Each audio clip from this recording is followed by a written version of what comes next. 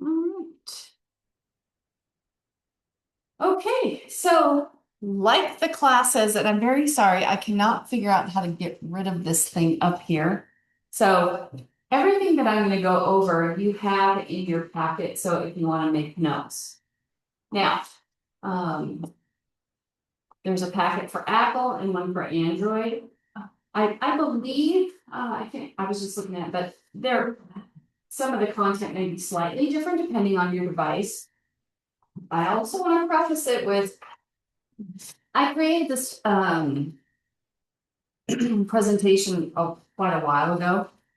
And as you know, how many updates have you had on your phone in the last year, right? I just had a really cool learning on my phone.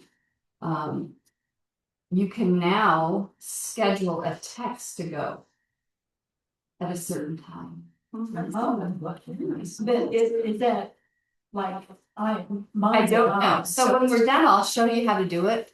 I'm not sure if you can do it on Google or not, but we'll give it a whirl. But I was like, oh, my friend that lives in Arizona is gonna be so happy because I text her when I get up, which is very. And it's 2 hours earlier there. And I'm sure she's like, why is Renee texting me at 3 o'clock in the morning? So now I can use that handy little feature. So today's class is called Mastering Cell Phones. I'm not sure that's ever possible to master your cell phone. But we will go through the slides, but really, if there are questions as we come along, that's really, what we can talk about. What questions do you have? I am an Apple user, so I'm going to go on the Apple one, but I am familiar with Android, so just, be sure and ask questions because they are slightly different. Okay. So I know you all have a smartphone, right? So we're going to go through what is a smartphone, just as a reminder. What are some of the advantages and disadvantages? What are some of the everyday uses? We'll talk about some security, accessibility, which is great for all of us because we can make font larger, change things so that we can see on our phone better or hear it better. Also, things to consider when you're getting a new phone, price considerations and plans. And then are you an iPhone? I should have put Android or Galaxy person, so we'll talk about that a little bit. All righty.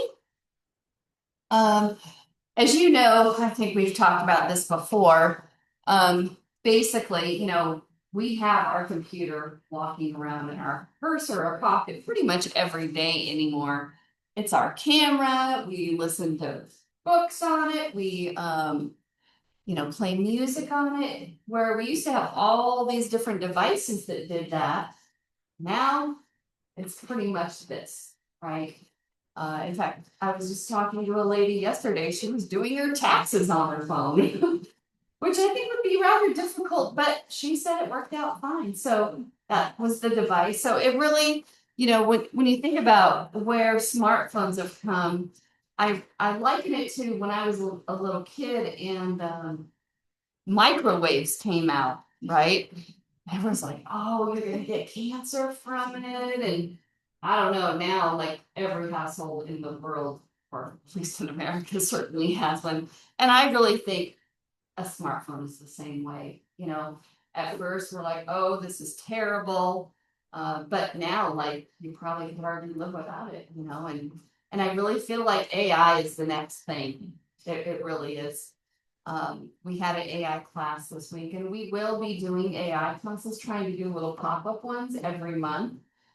So if you're interested in learning about it, either that you want to use it or you don't, that is a great time to come to those classes. And you can learn little tidbits, even if you're not a fan of AI. But the important thing to know is, how does it work? What does it do so that you are aware?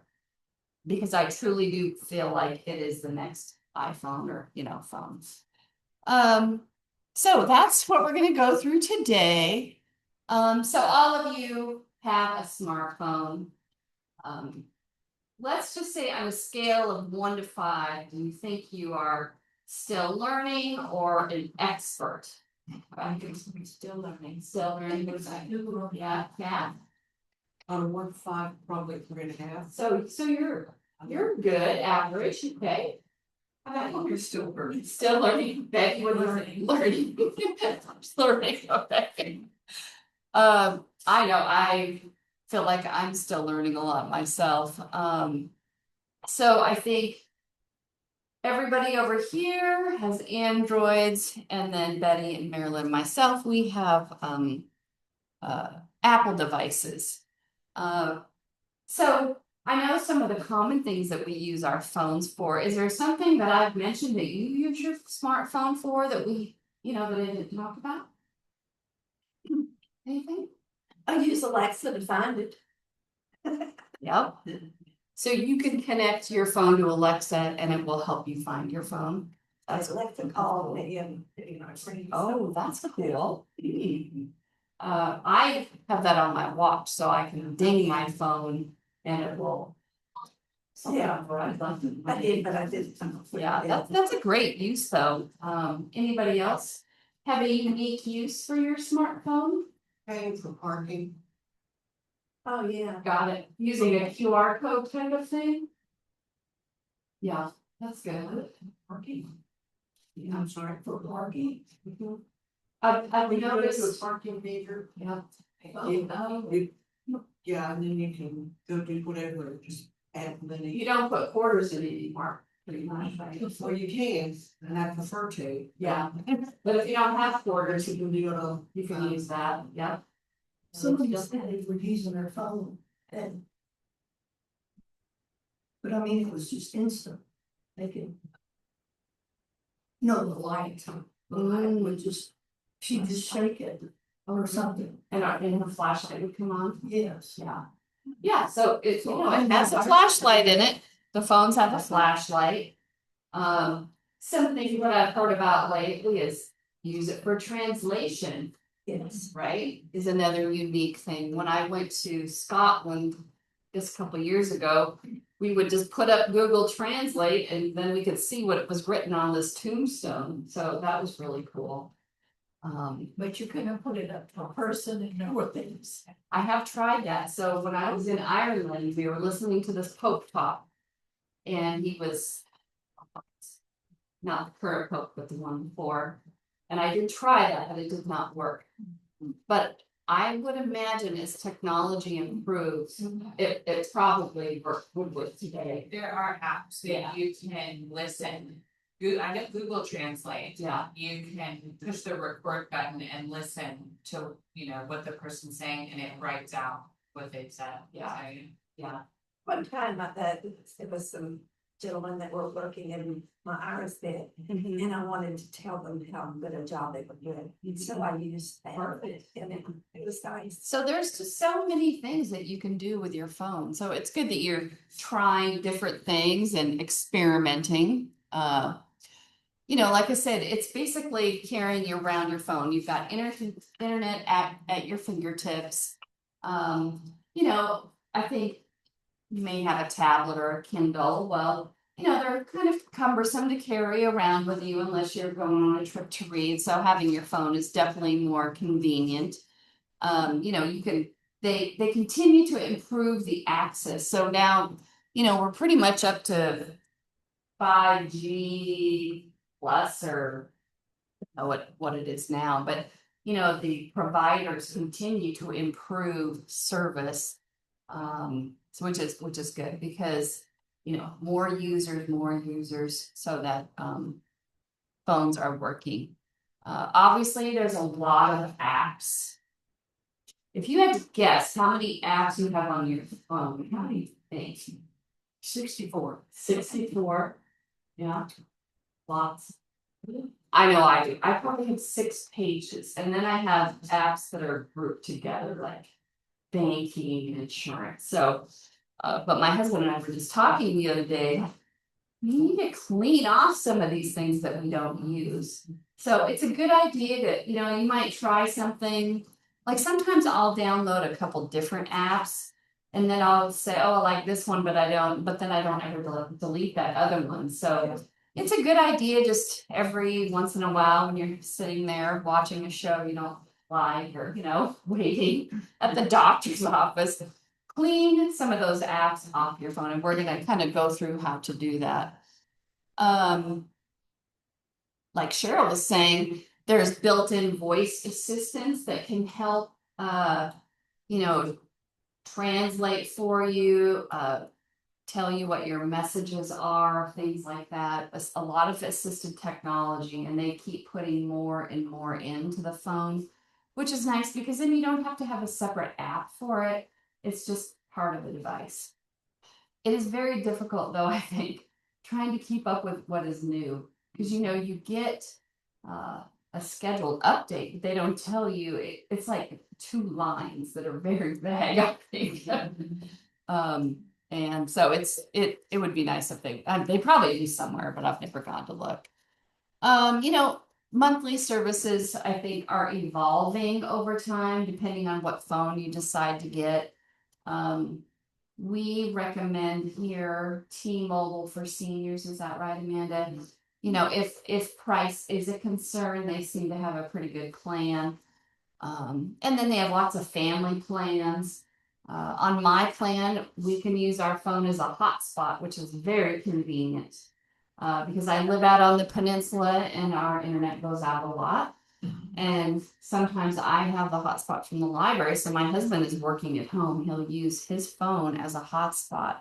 So it costs a little, but I feel like it's very convenient. So I like that.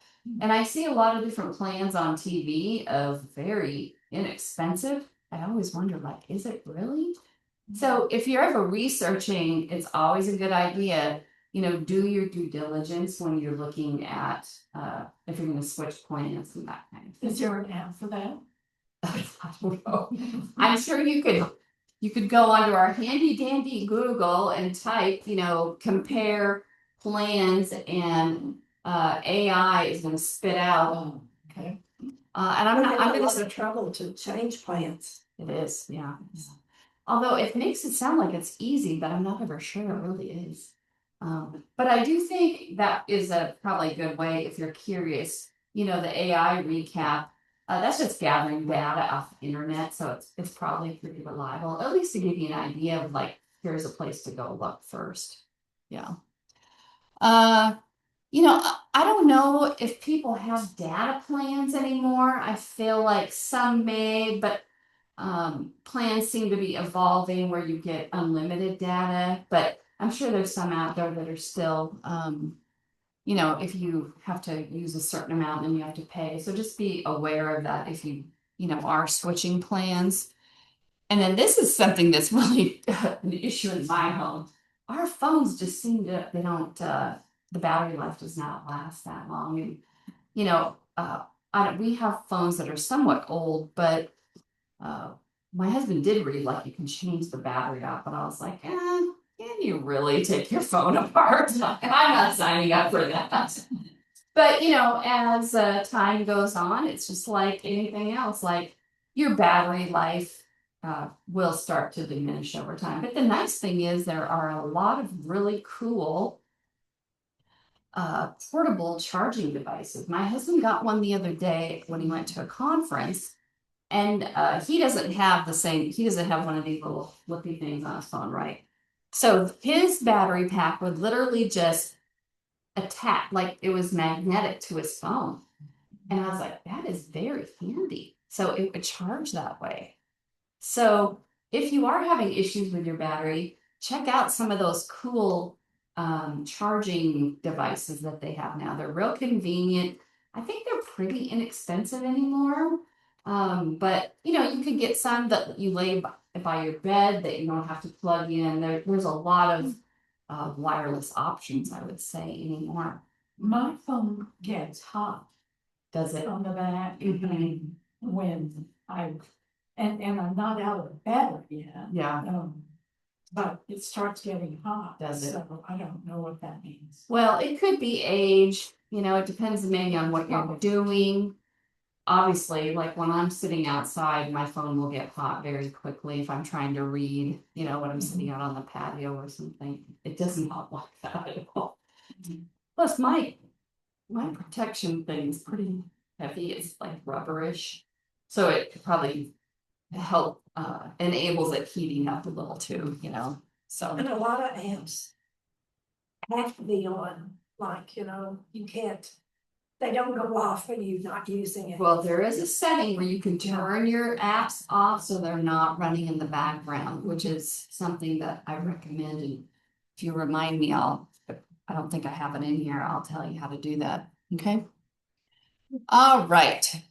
So as Betty was just saying, is there an app for that? There's pretty much an app for it. Well, I asked that question because Marilyn has one of her sons helped her load an app to her new phone that you can take supplements that you're either interested in or that you're taking, and it will evaluate them for you. Very nice. So now I have that app. Do you?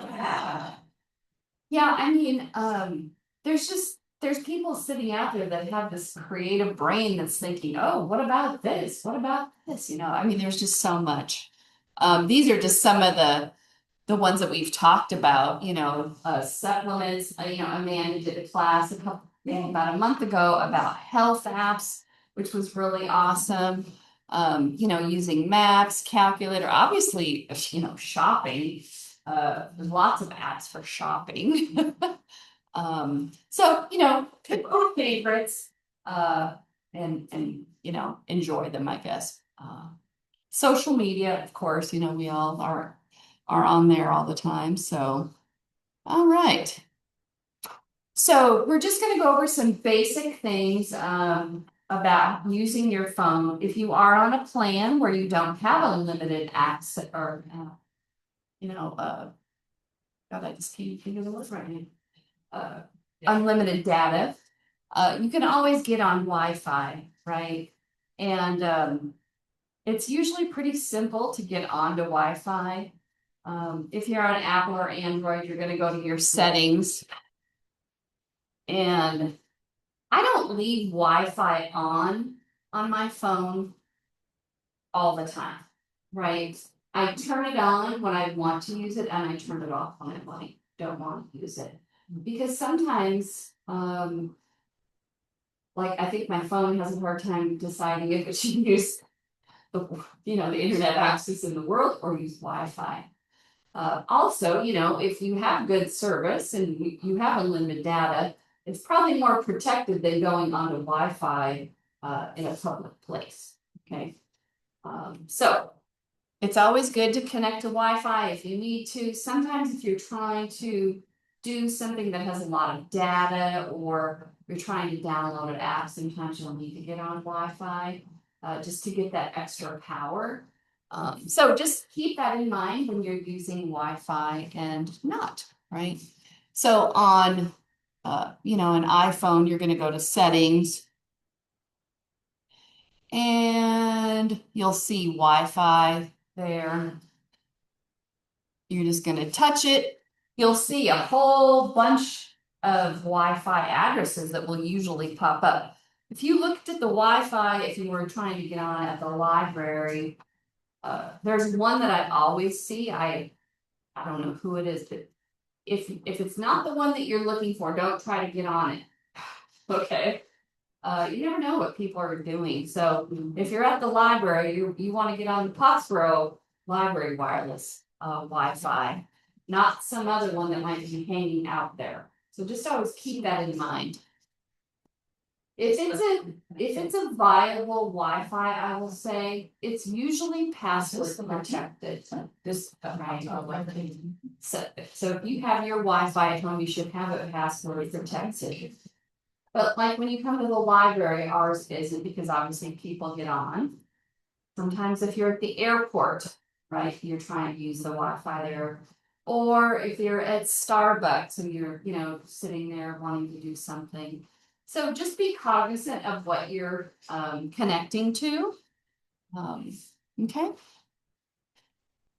And you literally just touch the address that you want to join and your phone will join. Now, this is kind of an oxymoron. I think that's the correct term. make sure you trust the network before you connect, right? You are more likely to be able to trust the library wireless than some restaurant in town, right? Because we try to be a reliable resource for our community. So I'm not saying don't connect, but just be cognizant about what you're doing on your device, even though I will completely admit I have worked at the airport on my computer. I have done banking on my computer at the airport. But everybody has to go along with your own comfort. What are you comfortable with? Okay. Like I said, try not to send private information. I will admit I have done it many times over the years. But I also inspect my financial accounts every day and take 5 minutes and look at them. So I don't have a huge concern about that. This is really important. Making sure that websites start with HTTPS. When you're going to a website, this is one of the key indicators if it is a valid website or not, or one of those scamming. You will also see that little lock will be up there as well. That's another indication that it is a secure website. Okay. So always keep an eye out, even on your phone. Like if you're on a computer, it's easier to see for sure, but if you're on your phone, you have to do a little more looking just to make sure you're there. Okay. And like I said, if you have Wi-Fi at home, make sure that you have it secured. Get a password on it so that just anybody can't hop on. Okay. It's important. All right. Questions so far about Wi-Fi at all? All right. I'm not really sure why I have this arrow pointing at FaceTime. We'll find out why. I think we're talking about the settings and getting into your phone. So I'm going to move forward here. So you're going to go into settings, and when you're looking at security, the privacy and accessible settings, they're all within the settings screen. Okay. And you can change anything in here. There's probably hundreds of things that you could do within your settings. We're going to talk about a few of them. Okay. All right. So one of the first ones is security on your phone, right? And everybody has a different way of locking their phone so that if you were to set it down and somebody walked by and picked it up, they would not just be able to get on and log into your banking app, right? I personally have a Face ID or a code that I use to unlock my phone. Some people have like they do this little squiggly thing with their finger, which I always think is cool looking. Some people use their thumbprint. So every device is a little different as far as what is available to you, as far as how old is your phone? Is it getting updates? Because, probably someday, I don't know, it'll just know by picking it up that it's you or something of that nature. So within your settings, you can go to Face ID and passcode and decide how do you want to set your phone up. I'm not exactly sure what it looks like in the Android. It's probably something very similar. It's very similar. Yeah. What comes It's for the, me it's under that privacy security. if you had lotion on your hand or you were doing something in the kitchen and you needed to get Privacy it. and security. Yeah. So how it works Yeah. best for me. Yeah. Right there. Yeah. Now, I will tell you, You scroll on. I know a lot of senior citizens that do not put a code on their phone. Right. Probably the very bottom. I think maybe because they're afraid they won't be able to remember it. So I do understand that, and that's okay, but just be cognizant that you don't have a code on your phone to get into it. So you want to make sure and keep it in your purse, or maybe you don't go out with your phone. Some people will leave it at home. But if you can manage having a code, it is important to have one. Okay? All right. Passcode do you normally use? Yeah. And in order for you to change it, it wants you to enter in what you normally use on your, like, when you go into your phone, do you have a passcode? Yeah. Yeah, enter that in. I don't think, this is passkeys access for. No, that's for web browser. Oh. Say, it might be back here. Yeah. There's Face ID and passcodes, usually there's one that's for biometrics. No, well, this is not, this is, other phones or my gas. So once you're in there, yeah. Any other option? questions before we move on to the If you next? It gives you the option for Face ID, or if you'd like to do the passcodes, I don't see. You already, I don't see where you could do the thumbprint on yours, some of them don't offer a thumbprint. Yeah. You go back there. So lock screen and biometrics, so yours is touch and hold. So if we go back, It says pattern and zero, so that's gonna be in your phone. Yeah. Pattern, that's what it's about. Yeah. And you know, the age of your phone, like if it takes updated software, can impact what kind of options that you have, okay? library. And speaking of updates, there's sort of like two rivers that flow independently. Some people are like, yep, I do all the updates, and some people are like, nope, I don't do the updates, because they think it slows their phone down, and which I think it is possible. You know, I can't say one is better than the other. My son never does them, and my husband is a beta tester for them. So we have an extreme on in my family. But if they say enhanced security, I usually, that's a big deal. It is, yeah, But That's but what it also changes other things, it like does. the font of your, Yep, yep. they never tell you that. There was a big one on Apple not too long ago, and I turned my phone and I was like, so what happened? I don't remember exactly what it was, but I was like, something different is, it took me a minute. Do iPhones have a thumbprint verification? I don't see it I on don't there. think it does. Yeah. How many computers would you always? Yeah. It doesn't, hers doesn't, it's an iPhone. Oh. So that's what I kept looking for, I was like, where's the biometrics? And there's both of them are just either a passcode or a Face ID. And something, it's not new, but new-ish. A lot of apps have that too now. So not just to get unlock your phone, but like when I get into my American Express, it uses Face ID. So you can go into your settings in your apps and you can, like on these American Express, it'll say, you know, do you want to use Face ID or not? Right? But you have to set Face ID up just with that American Express app, right? Yeah. So if you set up Face ID just on your phone, Just to get into your it's phone. just to get into. That's right. You can indicate on the different apps which one you would want to use Face ID. It is a form of two-factor authentication, which most apps, websites want you to use something, so it's just another way of doing that.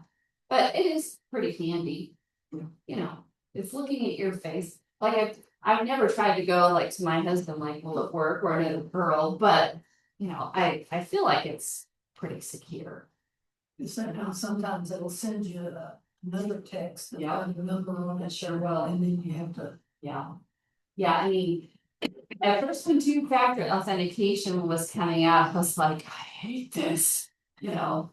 I had to do it at work, like we had to have something on our phone, you know, we log into our laptop, say over here, and even some apps that were websites we use for the library, we still have to do that, but it is a smart thing to do, because you know, there's a lot of ethical people out there trying to do stuff. So if you can protect yourself, the better it is. Okay. So how is AI going to impact the Face ID stuff? I don't. That's a very good question. It sure is, Betty. Cause who knows when they just take your picture and just hold it up. Cause they do, there is an option where you can do Face ID with a mask. So all you need to see is your eyes. Yeah, totally. Yeah. It was interesting one thing I learned during our test on Tuesday. We were talking about how AI, can listen to you speak just a few words and then generate your voice. And I was like, oh my gosh, I don't know if I'm ever gonna put a video for the library on Facebook again. Because I never thought about it in that context. Cause you're not evil. So it's definitely something to be aware of. It's definitely, like I said, we go to the senior center and a lot of people like, oh, I don't do this. I'm like, you got a phone in your hand. I don't care who you are or what you're doing. Somebody can see what you're doing. And I mean, there's no getting away from it. But you just have to be cognizant about, like I take like 5 minutes and look at my 3 credit cards and my checking account every day. Balance my checkbook, so I can see like did something weird show up, and I've had weird things, so it's a good idea. Just protect yourself that way. Okay. All right. Let's see here. And this was talking about software updates. Usually you'll get a notification that you have one, and it will be in, let me see if I can get over there. On Apple, you'll get into settings under general and you'll see where it says software update. You can set your phone up to accept the updates automatically. You usually have to be plugged into power and on Wi-Fi, and it will do them automatically. Same way on your tablet. In fact, most of the things we're talking about here today, if you have an iPad or if you have a Galaxy tablet, most of these things we're talking about today apply to those devices as well. Usually if you're an iPhone user, I suggest stick with Apple, except for computers, but iPhone and iPad. If you're an Android user, Android, and then an Android tablet. It just makes life easier. There might be people that can do both, but my brain would not work that way. So your software update, you can accept it or do it manually yourself. Okay. Let's see. The next thing is around privacy. And this is something interesting. I'm trying to get down here where it is. And this is something, if you download a new app, you will definitely see now is a new thing. And it's not really new, but newish. Allow the app to track you. I think it said something, right? And in general, I say no. But if you're downloading Google Maps and you don't let it track you, it's not going to work. Right?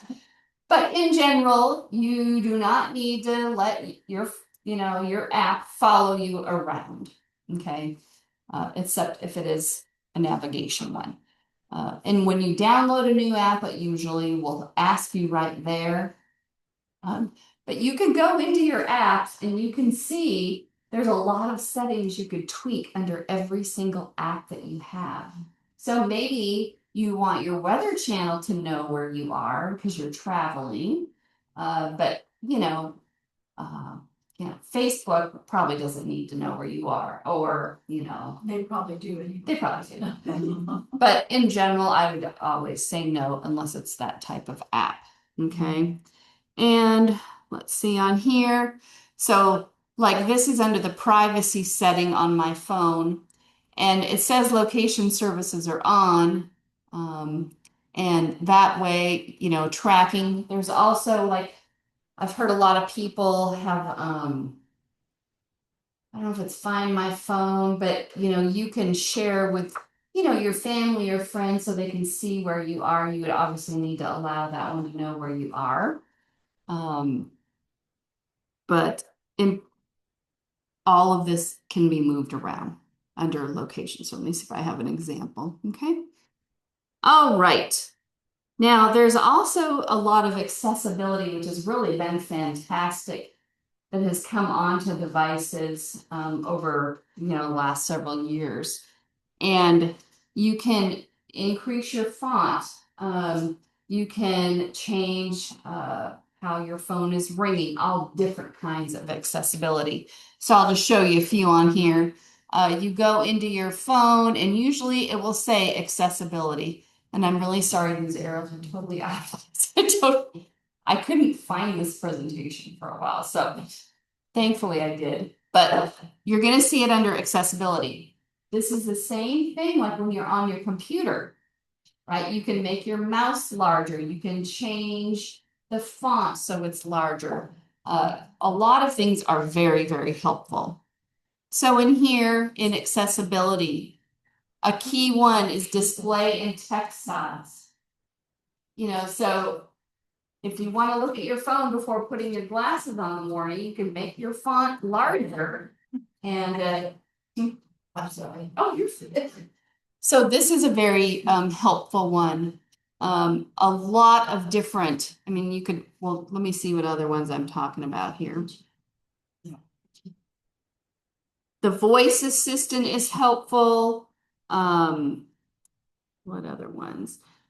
Contrast. So if you have a hard time seeing colors, we had a patron here the other day. He couldn't see. What color did he say? Couldn't see, he could only see bright neon yellow and bright neon blue. Yeah. Any other color, he just really couldn't see it. Right. And if it had a white background, he couldn't see it at all. We had to have a black background with the white and yellow lettering. So we reconfigured his whole laptop to do that. So there are options within accessibility to be able to do that.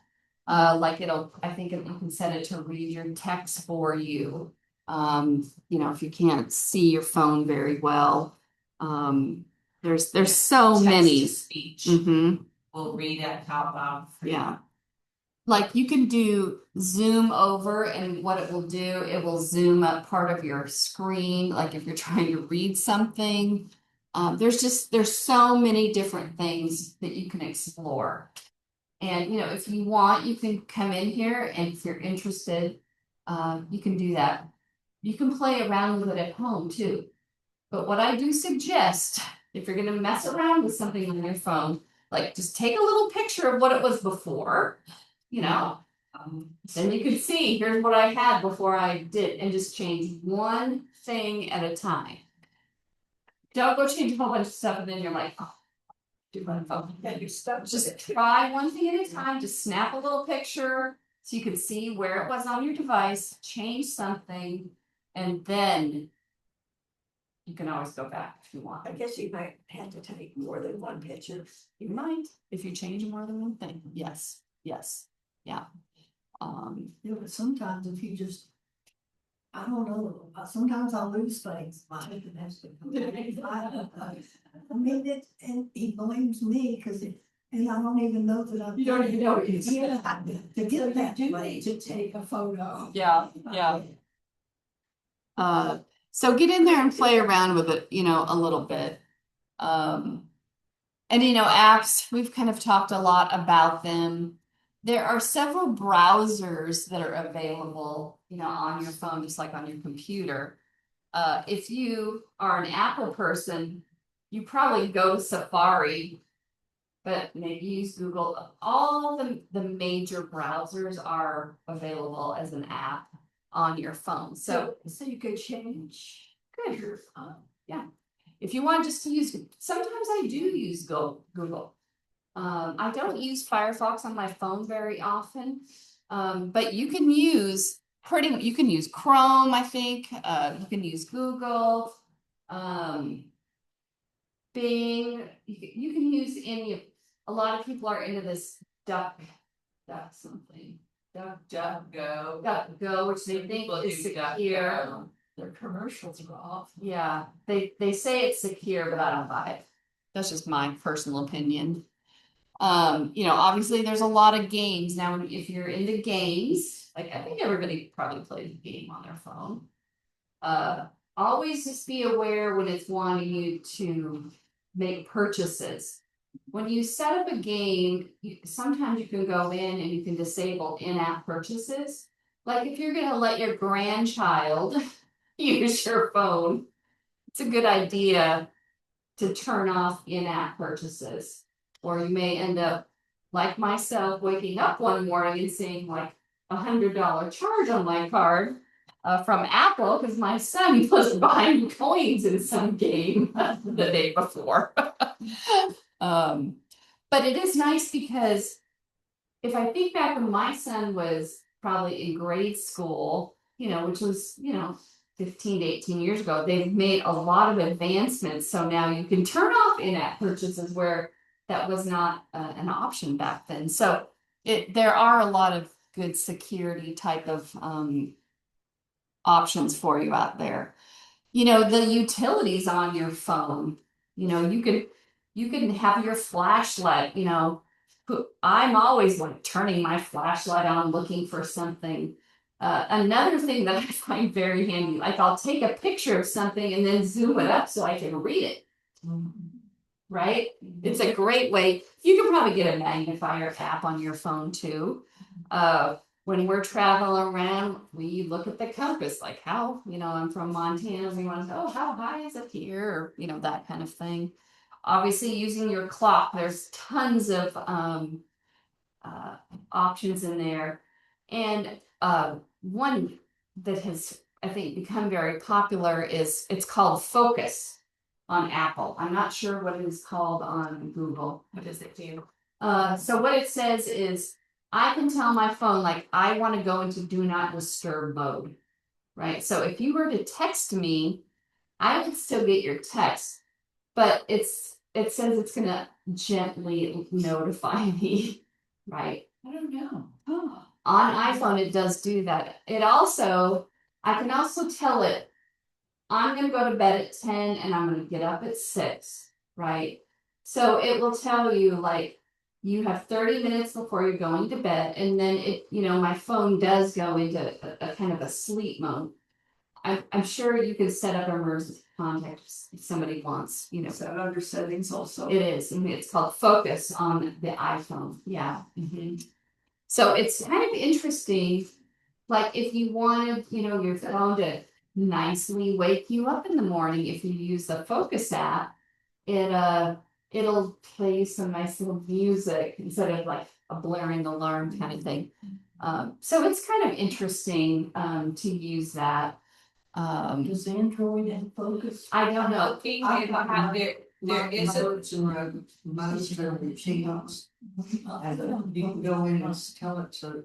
there is a Focus and Do Not Disturb version. I don't. I'm looking to find it real quick. I think it's under digital well-being. Yes, so which it makes sense. It's kind of helping you have a more balanced life.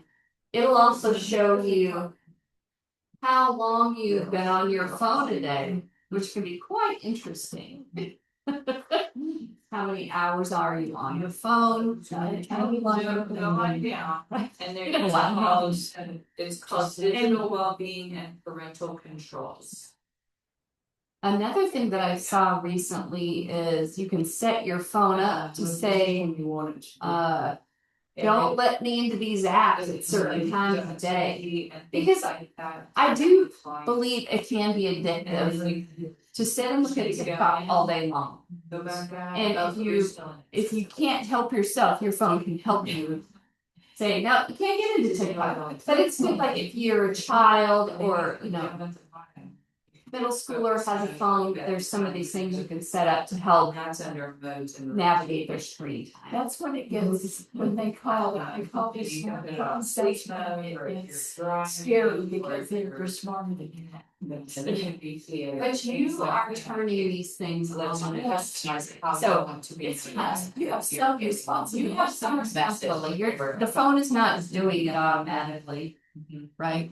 Then Most of the kids does the same thing. That's digital, Right, so you can do your digital well-being and set restrictions. Yeah. For social and tells you like how long, look at you, only 30 minutes, good job. I looked at mine, I was like 2 hours. Oh, you don't even wanna know. And so then you can I'll click make the it feel focus awesome. mode, and then you can set your sleep mode. And you can set how, when and how you want it to be, theater, driving, exercise, work. Or you can add your own, it looks like. Yeah, it looks like you can add your own mode routine. So my daily average, 4 hours and 51 minutes. Now, you have to remember that I do all the social media for the library, so I'm probably on Facebook quite a bit for the library, but that's still a lot. But I do all my I do everything on my phone pretty much. I use my laptop for library stuff. But on here it does say like if I want to schedule downtime, right? Like that's what I'm saying. You can say like, hey, in fact, I knew somebody not too long ago, her and her husband said, all right, we are turning our phones off at this time of day because they're just finding that they're not paying attention to their kids, they're paying attention to their phone. In fact, my husband's son and our daughter-in-law, they got off social media because they realized they were on their devices so much. Time limits for apps now. Screen distance, so there's a lot of cool stuff in here, you know, it's just, it takes time to go through and look at it. You know, usually somebody will say something, and you're like, oh, let me go look at that. I don't sit here and analyze all this every day. I wish I had time for that, but I don't. So we talked a lot about apps. You know, you have to download them either from the App Store or the Google Play Store. Sometimes you need to be connected to Wi-Fi. Important to always remember, are you allowing location services or not? Apps can take up a lot of space on your devices as well. If you remove them from your screen, that doesn't mean they're gone. You need to delete them. Like on my phone, for example. Let me find what I was thinking. I just probably need to get rid On of Samsung, it's called uninstall. uninstall. Yeah. You uninstall it. And So where is that? when you're on the app icon, Uh-huh. you hold down on it Yep. and you have the option to move it or uninstall it. Right. Uh, And And that Apple, takes it away. Apple's the same way. So I just held down this app here. I don't even know what it is, but it says edit home screen, share the app. I can set up Face ID right from here on my device. And then it also says remove app. So if I hit remove app, now it says to me, do you want to remove it from the home screen or do you want to delete it? So if you're getting rid of it, just hit delete and it'll be gone. I'm not sure why you want to take it off your home screen and have it just sitting there. well, how would you get it if it's not on? It would still be, if you went into your settings and went to apps, it would still show there. Yeah. So, there are apps that, at least I found on my phone, like I can't get rid of because Apple put them on there and they don't come off. You know, you don't use them, just drag them through the back of yours, you know, you can drag your apps around. I think we're gonna talk about that here in a minute. Okay, we talked about our app stores. We use Apple and then Google Play. Let's see. One thing when you're downloading apps, look at how many people have downloaded it. Right? It'll tell you, is it more reliable if a lot of people are downloading it? Also, look at how many stars it might have. If it's only a 2-star, maybe you find a different one that has 4. Because people will go in and rate them. And if you see something that had 100 downloads versus 10,000, I'd go with the 10,000 one. Because it's just a higher probability of it being a better app, you know. And there are differences obviously between Android and Apple. I had thought like the Google Play Store has more apps than the iPhone one, but they're all just different, you know. That was in the point in time. Although I did feel like their quality was a little bit less on some, but it's the same thing at Apple as well, you know. And when you get updates, sometimes not only does your phone update, but apps update. You'll see like a little cloud. I don't know if I have one or not, but your apps also need to update because the owner is doing updates to improve performance or security. So if you're using that app, you probably need to do the app update as well. Okay. All right. There's a lot of free apps. I always suggest try one of those first. And then if you're not happy with it, you can pay a couple bucks, but don't go over that. It's, you know. But the only way you can pay for an app, like, well, with an iPhone, is if you have Apple Pay, right? You have to have a credit card set up with your Apple ID, I believe. Yeah. Yeah. Okay. Yeah. But I think in general, you can find something for free Yeah. to do most things. Yeah. I can't even think of an app that I actually paid for. Does anybody have one that you did pay for that you use a lot? For YouTube now? I haven't. Mm-mm. Mm-mm. Only if you get subscribed to YouTube TV, like you're Mm. using it for your like cable service. Oh. In order to on your get, phone. No. yeah, Okay. I mean, you can do YouTube TV on your phone, just like Netflix or Hulu, Mhm. all of those. Right. You can even do direct TV on Yep. your phone if you want to. Yeah. But and Dish Network, all of those. YouTube TV is the same. Like we have Fubo, and it's a really great app for if you like to watch sports, and it's cable. I mean, you get all the local channels plus just like you would DirecTV, but that you pay for. But YouTube, Yeah. Yeah. In general. just plain old YouTube searching, you can get all you need free. Yeah, yeah. Okay. Now, when you get free, you know, sometimes you're gonna get some advertising, you just have to deal with it, exit out or let it finish. And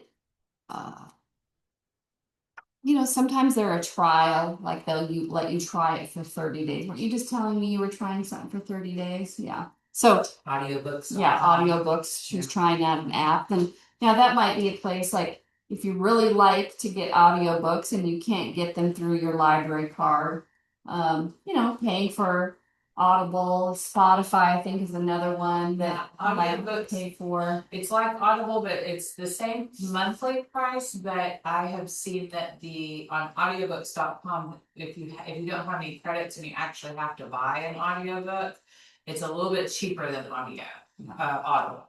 So That's Amazon, so. Audible is Amazon, their audiobook. Now audiobook.com is just a standalone company that does, it's essentially the same as Audible, but just a little bit different pricing and things like that. But always try to use Libby first, you know, that's free. Now, you know, we are in a consortium with a lot of libraries, so I'm not gonna lie, like if you're trying to get the latest book, you're gonna have to get on the waiting list. So just get your list going. And then, you know, be careful when you're on social media sites and you want to buy something, don't click that ever. Go to the website directly or to your app for Target or Amazon. Search your item there. Do not buy through a social media site. It can be very enticing because you're like, oh, you know, it might be kind of hard to go find it, but you just never know what is gonna be under that link. This is my favorite example of, I'm always curious, like what Prince William and Princess Kate are doing, right? It's interesting. But every time I see something on Facebook, you have to read about it by clicking a link, and I'm like, oh, guess I'm not gonna find out what they're doing, you know? So just be very cautious when you're clicking in links in social media apps, you know? And like we were talking about, prices can vary. Usually if you pay, you don't get advertisements. So that is, depending on what you're looking at. And they will sometimes have more features. So these are all things you just have to weigh for yourself what's important and what isn't. Let's see. These are some of the Apple apps that are built in, like the iTunes Store, the Photo app. I think that Android devices have very similar. There's a mail app where you can put all your mail in, or you can still download Google and have your Gmail there and that kind of Outlook, all of those. So there is a smattering of apps that are on there. And this one is what we were just talking about, of how to move apps and delete them, right? So it's the same thing. Basically, if you want to move an app around, you're going to hold on to it. Now this one has a lot more options. I just touched on Google. So I can require Face ID, share an app, head up to my home screen. It's going to let me actually write an email either through my personal email or the library. I didn't even know that. But you can also move it around. You drag them around. And this sometimes is how things go away. Because you might have held your finger on something too long. More than likely, that's what happened, right? If you delete an app, just go re-download it. If it's not gone forever, So that is how you can move things around. And, like I said, depending on which one you click, you might have a whole bunch of different options under there. Okay. All right. Let's see. So there are a lot of different ways you can look at the apps on your phone, right? I have my main apps that I use the most are on this front page when like if I turn my phone on.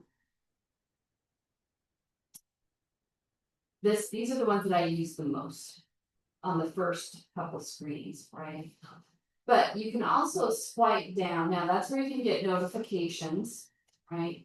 But you swipe down to the right to left, then it brings up some other settings that you can go find in settings, but these are ones they found that are most helpful. One that I go to quite a bit is the brightness of my phone. So you swipe right to left, top to bottom. That works on Samsung. Yes. And you'll see just like a few different options. You can add links to this screen. I have not personally done that, but I do believe you can customize this to be apps that or settings, utilities that you use the most. Okay, to right. Now, like I was saying, I just usually swipe to get to what I want. But if you swipe far enough, you are going to you will get to your app live. I know it's a lot, and I'm trying to terrible. Then I got to my app libraries, which groups my apps together. Right, so here you can see, for example, is American Express, Chase, Citi. So it's grouping things that it thinks are similar. So it does it for you, you don't. Yes, I do not have these grouped on this screen. Now, if I go back to my regular screen, where I have my banking, so you can also create like a bucket to hold apps together. So what you do is you drag them, and you start with one and then drag another one on top of it. And then what it will do is it kind of creates this little grouping of your apps. Oh. So like here, I have all of my banking financial apps in here. That way I don't have pages and pages, even though I do. It groups them together, so like here I have these, and it will call it knows these are finance apps, I didn't put that on there. Over here, it said, these are health apps, like Blue Cross Blue Shield, Walgreens, it knows. Oh, those are health. You can change the title to something you want and put things together that the phone might not think about and call it whatever you want. But it is kind of a nice way to group things together, that you go to often. Okay. All right.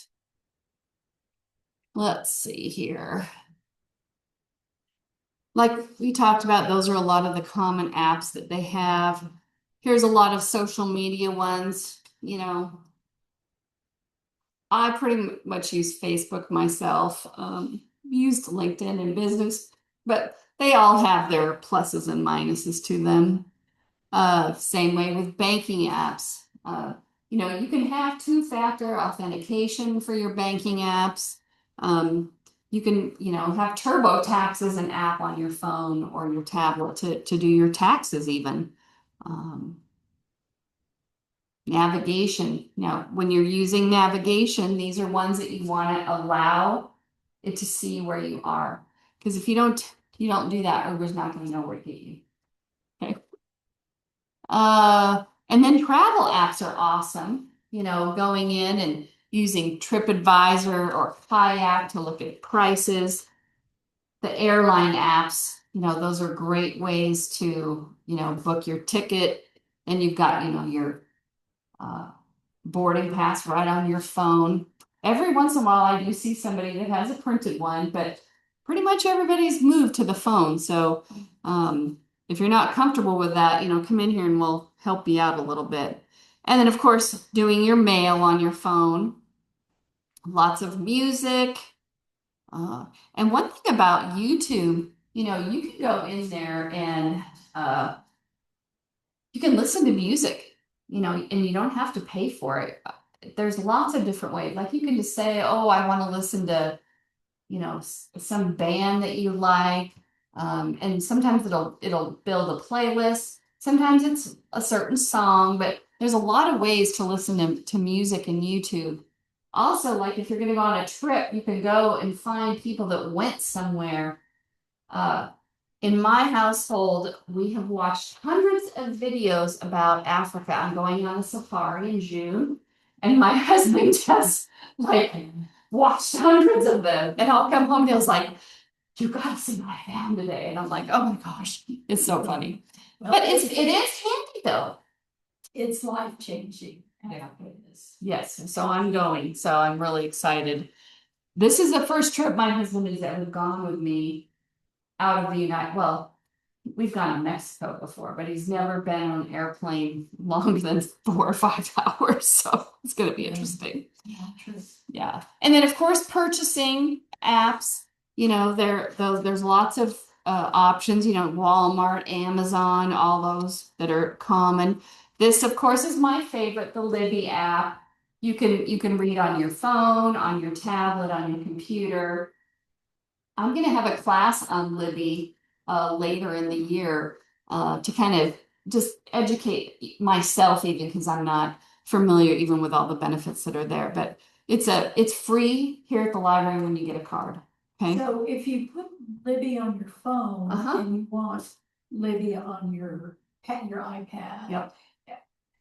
Will it be on both? Yes. If you put it on one? Yes. Okay. And what it will do, I found, if I'm reading on my phone, it will usually know where I was, or it will give me an alert like last read here or something like that. So it does know if you're reading on your phone and then you go to your tablet, it should be able to pick that up. Okay. So I'm going to have a class on that later in the year. And then, you know, installing apps on your Apple device, you're going to go to the App Store. Now, this little 4 there, right? that means that there are some apps that need to be updated. Okay? It just doesn't appear by itself. I don't, do the Android phones do that as well? Most of the time, if you catch it on your Google Play, it Mhm. will have that, but we've always, just every once in a while, every few months, my husband goes on and into the Play Store and checks for updates. Yep, yep. And if they're needed, then he downloads. And you can do that when you go into the App Store or Google Play, like Amanda's talking about. And if you click on apps, like for example, this is very funny. The must have apps are YouTube, Tinder, and Duolingo. So Tinder is a dating app. Duolingo is to learn a foreign language. I've had friends that are doing that. It's pretty So cool. you have 6 then. But you can see next to ChatGPT, it tells me I have to update there. So I can click update. And it's probably similar on the Android phones. To do the updates. Okay. So that little number indicates that there may be apps that need to be updated. And you can search apps or a topic in both of them, and it'll pull up, an assortment. Always remember, usually the ones that are first are somebody's paying for that. Doesn't mean they're the best. Somebody's paying for that. Okay. And then you're going to hit get. Usually on an iPhone, you double click the right hand side to download, but sometimes it might make you put a password in. It just kind of depends. And then it will say install. Okay. Sometimes you get this. So always remember your password. Right. Which is always a challenge, right? The infamous, and then when you download an app, probably on either device, it's always gonna go, always the very end. Okay, you gotta move it if it's something that you're gonna use often, because it will go to the very end. And here, I don't think this does this anymore. I don't think it says update all. You have to go through and see it for some reason. I'm not sure why they took that away. Samsung, you can. Can you? You go to manage apps in your Google Play Store Yeah. and it'll tell you how many apps you have that need updating and you just click update all. Yeah. Or it will let you pick which ones you want to update. Yeah, I'm not sure why Apple got rid of that. It's kind of weird. Anyway, and then we talked about how to delete an app. Hold your finger on it and then choose on the drop down what if you want to get rid of it. I believe if you go into settings into apps, you probably delete them off of there as well. There's always more than one way to do something in general, right? So we talked about this a little bit, when you're looking to get a new device, they have little phones, bigger phones. It all depends on what you're comfortable with. You can always, if you're buying a new phone, you can go back a few generations and it will be significantly cheaper. Gone are the days, if you have AT&T and you sign up again, they're going to give you your phone. I don't think they do that. They finally got smart, I guess. But sometimes, some people like to have the latest technology and you can sign up for, you pay every month for your phone, but every time a new phone comes out, you get a new phone. So if you're a techie person and you like that, you can do that. There's a lot, they also have like the little fold phones that fold over. My brother has one of those. He's in construction. I was like, how is that? He's like, the dirt gets in there, Then they have some that fold over this way, right? There's so many options. My dad, he just did get a smartphone, but he had a phone that was not a smartphone. So you can still get a good old, whatever you call them, touch phone. But like we talked about earlier, shop around to find the best phone for you and the best plan. Do you ever do a class on clouds or something like that? Clouds? No. On the cloud storage. How do you find the picture? We might have had pictures. I'll have to look and see if I have that on my list. But I did do a class on photos. But I'll make a note of that. We have a very long list of classes. And then here's some things between, you know, the iPhone and Galaxy or Android. You know, they're all good. It just depends on what you're comfortable with, you know. I don't know, you know, the cameras keep evolving. My friend has a Google phone, and like she can do a lot more with some of her pictures than I can on my iPhone, which I'm always like, that's so cool. Even like a couple years ago, she could get rid of everybody behind her. So when we were doing like photos at a place, we'd always use her phone because she could get rid of everybody behind us. You know, because there'd be some strange person behind you or some weird thing. So Apple is not always the best. You know, it just depends. Right. So if you're gonna buy a new phone, would you stay with the kind that you have today? Or have you ever thought about changing? Stay the same, yeah. Because they're pretty much kind of the same, so Yeah. you'd have to learn them. Right, that is the key thing. Stick with what you've got, because then you don't have to relearn everything. I mean, you get it, but it might take a while, right? So that is the end of the class, and I'm going to